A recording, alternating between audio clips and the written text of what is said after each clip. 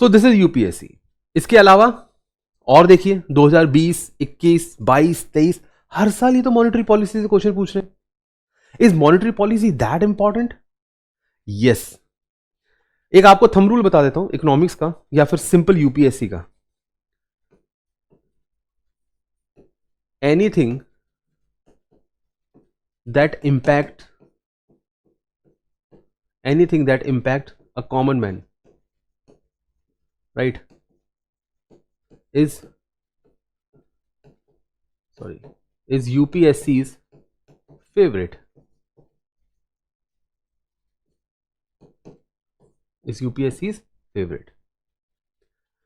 हर चीज जो common man के लिए या एक आम आदमी के लिए जो कि न्यूज में रहती है वो यूपीएससी के लिए इंपॉर्टेंट है। नाउ यू माइट थिंक कि यार सर मॉनेटरी पॉलिसी जो है वो आम आदमी के लिए कैसे है, वो तो आरबीआई देता है, राइट। आरबीआई मॉनेटरी पॉलिसी को ऊपर नीचे करता है, फ्लक्चुएट्स करता है, everything else. But now my point is okay RBI करता है लेकिन किसके लिए करता है? Who is the end user? And user तो हम ही है ना। अगर इंटरेस्ट रेट बढ़ जाता है तो हम लोग ही तो हैं जो लोन लेने जा रहे थे, हमारा लोन डिमांड कम हो जाएगा। We will stop getting loans, will stop going for the loans. Car loan, home loan, personal loan, ये सब डाउन पे चले जाएंगे, कोई नहीं लेगा इसे। वहीं अगर मॉनेटरी पॉलिसी चीप हो जाती है, इंटरेस्ट रेट्स कम हो जाते हैं, राइट, इन दैट केस हम सब लोग लोन लेने चले जाएंगे, इजी लोन मिल रहा है। So basically the end monetary policy का जो टारगेट है वो आम आदमी है। टारगेट क्या है? इंडिया की population. So that's why monetary policy is important. अब एक आरबीआई जो है वो किसी बैंक में कैसे रेगुलेशंस करता है वो यूपीएससी नहीं पूछेगा, राइट। कि लेट्स से आरबीआई ने डे टू डे कौन से ऑर्डर्स दिए एसबीआई को, वो कौन पूछेगा? वो आरबीआई और एसबीआई के बीच की बात है, उसमें आप और हम इन्वॉल्व नहीं है। सो गाइज ये एक थंब रूल है यूपीएससी का कि आप उन टॉपिक्स के ऊपर ध्यान दीजिए जो आम आदमी को इंपैक्ट कर रहे हैं, right. So this is the thumb rule. If you follow this thumb rule life will be easier for you. मैं तो कर ही रहा हूं सारे टॉपिक्स डिस्कस, राइट। आप भी उनको मोस्टली डिस्कस करने की कोशिश कीजिए। सो देखिए आरबीआई डिसाइडेड टू एक्सपेंड, ये आगे expansionist monetary policy. Bond yield क्या होते हैं, राइट। देन यहां भी आप देखिए reserve bank of India, government securities खरीदना, रुपी डेप्रिशिएटिंग, फॉरेन एक्सचेंज वगैरह क्वेश्चंस आ गए। Air also reserve bank of India का स्टेरलाइजेशन जो कि मॉनेटरी पॉलिसी का एक हिस्सा है। स्टेरलाइजेशन मतलब जब बहुत ज़्यादा फॉरेन एक्सचेंज इंडिया में आ जाए तो वो क्या करना है, वो स्टेरलाइजेशन होगा, राइट। सो ये पूछ रहा है कि इट्स पार्ट ऑफ स्टेरलाइजेशन में क्या होता है। मूविंग अहेड, सो ये एक सैंपल क्वेश्चन है जो आपको ये बताएंगे कि देखो होता क्या है ओवरऑल यूपीएससी का एग्जाम का pattern. Now let's start with monetary policy. What is monetary policy? It is a set of tools used by a central bank of a nation to control overall money supply. यही था, money supply को control करना ही है।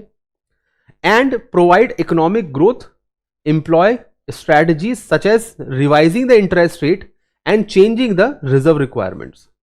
So ये पूरी आपकी definition हो जाती है। टारगेट क्या है? Money supply.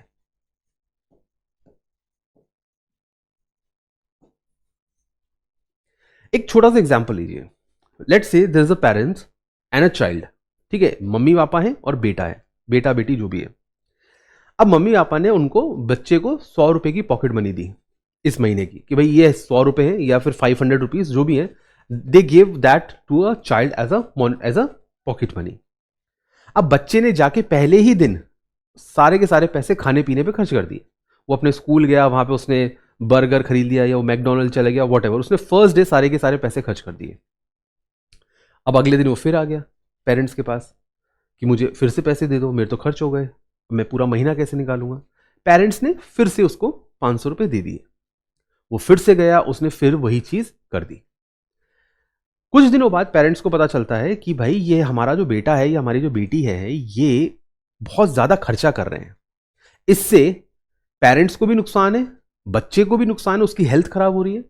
तो अब ऐसे सिचुएशन को कंट्रोल करने के लिए, क्योंकि जो मनी है, जो पैसा है, उसकी सप्लाई बढ़ गई है, राइट। हर दिन 500 रुपये खर्च हो रहे हैं, हर दिन 500 रुपये रिलीज हो रहे हैं, सो मनी सप्लाई बढ़ गया है, right. In that case money supply बढ़ गया है। अब अगर इसी मनी सप्लाई को we want to reduce this money supply, अगर वो पेरेंट्स चाहते हैं कि ये पैसा रुक जाए, ये जाए ना, तो वो क्या करेंगे, बच्चे को पैसा देना बंद कर देंगे। अब मान के चलिए कि पेरेंट्स की जगह आरबीआई है और उस बच्चे की जगह है हमारा पूरा फाइनेंशियल सेक्टर, तो आरबीआई ही डिसाइड करेगा कि फाइनेंशियल सेक्टर को कितना पैसा जाना चाहिए और उसको कितनी रिक्वायरमेंट है। ज्यादा दे देंगे तो फालतू का खर्च हो जाएगा, इन्फ्लेशन आ जाएगा। कम दे देंगे तो बिल्कुल खर्चा नहीं होगा, तो हमारी इकोनॉमी ग्रो नहीं करेगी। सो बेसिकली मनी सप्लाई को बढ़ाना या घटाना, इससे क्या होगा, या तो इन्फ्लेशन कंट्रोल होगा, एक inflation and growth, economic growth, इसके बीच आपको बैलेंस बनाना है।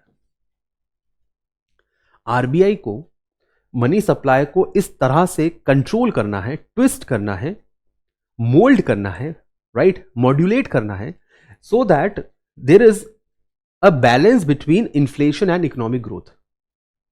बहुत ज्यादा मनी सप्लाई बढ़ा दिया, बहुत ज्यादा पैसा छोड़ दिया इकोनॉमी में, तो इन्फ्लेशन हो जाएगा।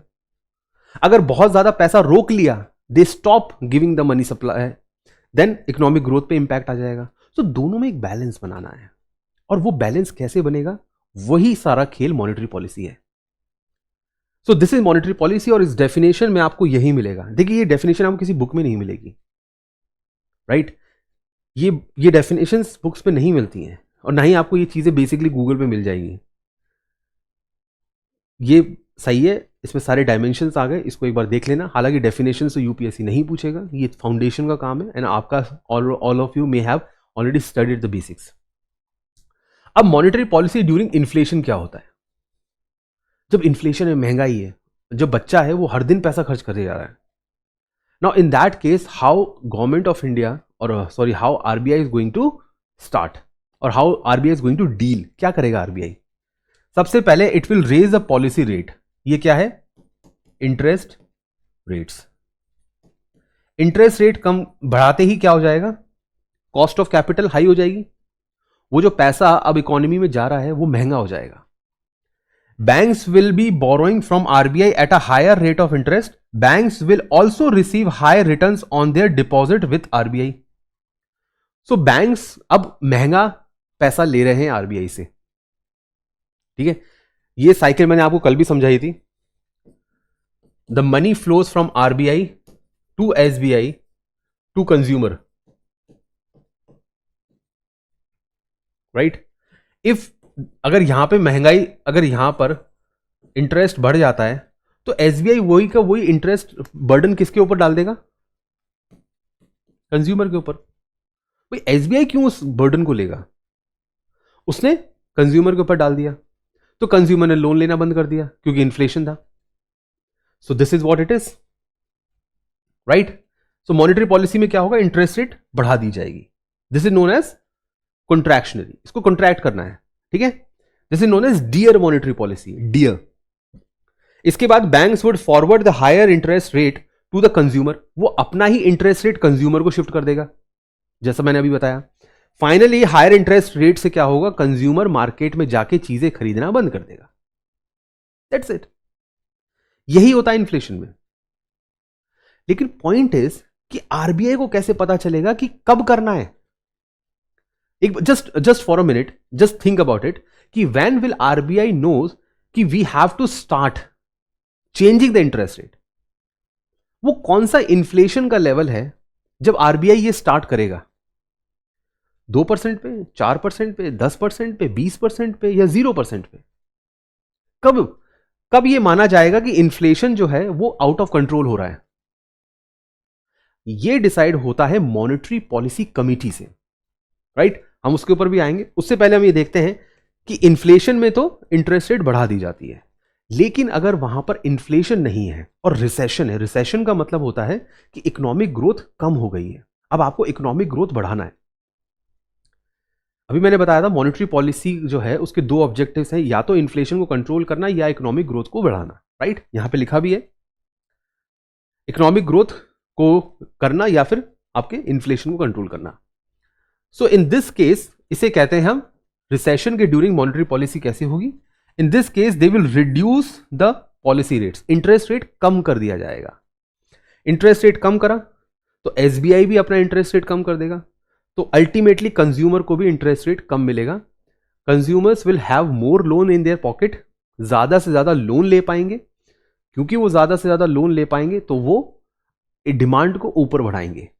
अब इससे क्या होगा, जो कि अभी आरबीआई कर रहा है, अभी आरबीआई रिसेंटली यही कर रहा है। देखिए इकोनॉमी में अभी रिसेंटली अगर देखा जाए तो इकोनॉमिक जो डेवलपमेंट है उसमें कुछ इश्यूज चल रहे हैं। नंबर वन, जो आपका इंडस्ट्रियल ग्रोथ है, जो इंडस्ट्रियल ग्रोथ है वो थोड़ा डाउनफॉल पे, there is a downfall in the industrial growth presently, अभी की बात कर रहा हूं मैं, मार्च में, राइट। देन जो इन्फ्लेशन है is moderate, so inflation is moderate, अभी ठीक ठाक चल रहा है, 5-6 के बीच चल रहा है। Then it is on the higher side but still it is under 6। इसके बाद अनएम्प्लॉयमेंट, अनएम्प्लॉयमेंट का थोड़ा इशू चल रहा है, काफी सेक्टर्स में आप अनएम्प्लॉयमेंट देख रहे हो। सो मोर और लेस ये देखा जा रहा है कि क्योंकि इन्फ्लेशन एक बड़ा इशू नहीं है तो आरबीआई ने इसको काट दिया, तो अभी वो रेट्स बढ़ाएगा नहीं, ठीक है। तो आरबीआई का अब ऑब्जेक्टिव क्या हो गया? Growth, employment generation. Now in during recession, अभी रिसेशन में इकोनॉमी नहीं आई है लेकिन हम लोग ग्रोथ इतनी भी अच्छी नहीं है, राइट, कोई 7-8% पे ग्रो नहीं कर रहे हैं। तो आरबीआई क्या करेगा? Rate of interest will decline, as a result loans will be cheaper, interest rate कम हुआ, लोन्स सस्ते हो गए, right, loans are cheaper. Loan सस्ते हो गए तो क्या होगा? डिमांड बढ़ गई, demand will increase. Let's say मैं हूं तो मैंने जो अब तक अपने प्लान्स रोक रखे थे, so now I will start restarting my plans. हो सकता है मैं घर बनाना शुरू कर दूं, मैं कार ले लूं, मैं फॉरेन ट्रिप पे चला जाऊं, कुछ भी, राइट। तो मैंने डिमांड क्रिएट की जो मैंने अब तक रोक दी थी। So I will create that extra demand and that extra demand यहां पर आ जाएगी, ठीक है। ये रिसेशन के टाइम हो रहा है। जब डिमांड बढ़ेगी तो सप्लाई भी बढ़ेगी, supply will also increase. Clear है? सप्लाई तो बढ़ेगी ना। अब सप्लाई बढ़ेगी तो किसको फायदा होगा? इकोनॉमी को, इकोनॉमी को फायदा होगा। कैसे? प्रोडक्शन बढ़ेगा, प्रोडक्शन विल इंक्रीज। जब प्रोडक्शन इंक्रीज होगा तो एम्प्लॉयमेंट जनरेशन होगा, employment generation, right. So it's a win-win situation for everyone. So this is a cycle which is RBI is looking forward. ठीक है? So this is what RBI do in during recession, or you can say when the economic growth is at the slow side or at the there is a slowdown in the economy. वो ये करता है। इसका reverse करता है जब inflation होता है। So this is a dear and a cheap monetary policy, or you can say expansionary or contractionary monetary policy. Moving ahead, I just told you कि rate of interest को बढ़ाना है या फिर घटाना है। To increase rate of interest or to decrease rate of interest, the criteria is inflation, right? Inflation एक बहुत बड़ा criteria है। पहली ही क्लास में, in the very first class, I told you कि भाई जो आरबीआई है उसका मैंडेट है कि उसको प्राइस कंट्रोल करना है, ठीक है। बैंकिंग सेक्टर वो सब तो है ही, लेकिन प्राइस कंट्रोल करना आरबीआई का एक बहुत बड़ा ऑब्जेक्टिव है, because RBI controls the monetary sector. Now because RBI को प्राइस कंट्रोल करना है, यानी आरबीआई को इन्फ्लेशन को कंट्रोल करना है। But the question is, RBI में वो कौन है? Who is there in RBI who will decide about it? And that person, और या फिर वो जो बॉडी है, उसे हम कहते हैं मॉनेटरी पॉलिसी कमिटी। यूपीएससी ने ऑलरेडी इस पे सवाल पूछा हुआ है। हर दूसरे महीने आपको न्यूज़पेपर में मिल जाएगी। अगर आप थोड़ा भी न्यूज़पेपर पढ़ते हैं, हिंदू, एक्सप्रेस या जो भी आप पढ़ते हैं, उससे आपको यही देखने को मिलेगा कि जो मॉनेटरी पॉलिसी कमेटी है उसने इंटरेस्ट रेट बढ़ाया, नहीं बढ़ाया, जो भी किया वो आपको उसमें देखने को मिल जाएगा। नाउ इंटरेस्ट रेट जो जिसकी मैं यहां बात कर रहा हूं, this interest rate is mostly the repo और repurchase agreement. Repo rate monetary policy committee का सबसे बड़ा टारगेट होता है रेपो रेट्स। आई थिंक आप सभी को पता होगा रेपो रेट्स क्या होते हैं, बट फिर भी आई विल डिस्कस दिस बहुत डिटेल में। अभी हम डिस्कस करने वाले हैं, हम छोड़ेंगे कुछ नहीं, will discuss everything possible, right. So monetary policy committee repo rate को कंट्रोल करता है। उस रेपो रेट को कंट्रोल करके वो ओवरऑल इंटरेस्ट रेट्स को कंट्रोल करता है, एंड इंटरेस्ट रेट को कंट्रोल करके वो इन्फ्लेशन को कंट्रोल करता है। सो this is the entire cycle. तो चलिए देखते हैं what is monetary policy committee, वो कैसे बनती है, उसका कॉम्पोजिशन क्या होता है, उसके फंक्शनिंग क्या होती है। So monetary policy committee it is a statutory body. सबसे पहले तो ये एक कानून के अंदर बनी हुई एक कमेटी है, under the RBI act 1934 by the section 45ZB। So 45ZB ये एक नया सेक्शन जोड़ा गया मॉनेटरी पॉलिसी कमेटी को बनाने के लिए, on the recommendation of Urjit Patel, जो कि आरबीआई गवर्नर भी रह चुके हैं, राइट। उनके रिकमेंडेशन के ऊपर इस कमेटी को बनाया गया था। ये क्यों बनाई गई है? Why? To fix inflation target between 4% ±2। अब ये रेंज है। Monetary policy committee has an objective that interest rate should be between 4% ±2%। इसका मतलब क्या है? इसका मतलब यह है कि मिनिमम 2%, मैक्सिमम 6%। बस भाई 4 - 2% is 2, 4 + 2% is 6। So this is the range, this is the accommodative range. ये वो है जिसके बीच में आरबीआई मॉनेटरी पॉलिसी को इन्फ्लेशन को रखना है। अगर इन्फ्लेशन 6.5% पर है तो बताइए, tell me what RBI will do, increase rate of interest और decrease rate of interest? Please the chat box is open. अगर इन्फ्लेशन जो है 6.5% है, वो क्या करेंगे?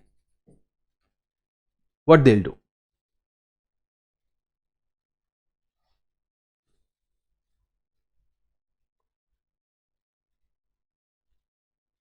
Perfect,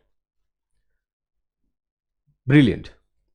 so they will increase rate of interest, यानी वो रेपो रेट्स बढ़ा देंगे। रेपो रेट वही है ना जिसपे बैंक्स लोन लेते हैं आरबीआई से। सो रेपो रेट बढ़ा देंगे। अब बैंक को लोन लेना मुश्किल हो जाएगा और एक्सपेंसिव हो जाएगा। अगर यही इन्फ्लेशन रेट आपकी 1.5% आ जाए, जो कि मतलब ये तो पॉसिबल ही नहीं है इंडिया में। India is a developing country और बहुत अनऑर्गेनाइज सेक्टर है हमारे देश में। सो कंसिडरिंग दैट 1.5% इन्फ्लेशन तो मुश्किल ही है, राइट। तो ये ध्यान रखिए। सो आरबीआई की जो मॉनेटरी पॉलिसी कमेटी है, ये उसकी रेंज है कि कुछ भी करके उसको अपना इन्फ्लेशन इसके बीच में रखना है। क्लियर है? Now coming back to the text. So इनका जो इन्फ्लेशन का टारगेट रहता है वो रहता है 2 to 6 फॉर 5 ईयर्स, कि 5 साल तक या 5 साल के अंदर अंदर हमें इस टारगेट को अचीव करना है। फिक्स्ड पॉलिसी रेट्स यानी repo rates for the same. Other rates are including CRR और एसएलआर आर बाय आरबीआई। देखो दो तरह की रेट्स हैं। पहली है रेपो, जिसमें आरबीआई टू एसबीआई को फंड्स दिए जाते हैं, ठीक है। This is the first one, repo rate. हम डिटेल में पढ़ेंगे, don't worry, we will discuss everything in detail. अभी आने वाला है, सब कुछ डिटेल में आने वाला है, right. So the second one is others. Others इसमें आपके CRR, SLR, bank rate, right, MSF और क्या नाम है, marginal standing facility and many others. बहुत सारी आएंगे, हम सारी डिस्कस करेंगे, राइट। मार्जिनल स्टैंडिंग फैसिलिटी भी है। सो पॉइंट इज कि this one is under monetary policy committee and all these are under the others part of RBI, RBI का बाकी पार्ट। मॉनेटरी पॉलिसी कमेटी को हटाकर जो बाकी आरबीआई है, बोर्ड ऑफ कंट्रोल, सॉरी, जो हमने कल बात करी थी कि बोर्ड ऑफ आरबीआई जो होता है, central board of RBI, right, जिसमें डायरेक्टर्स, इंडिपेंडेंट डायरेक्टर्स होते हैं, परमानेंट डायरेक्टर्स होते हैं, right, then there are government representative, वो सारे मिलकर ये सब डिसाइड करते हैं।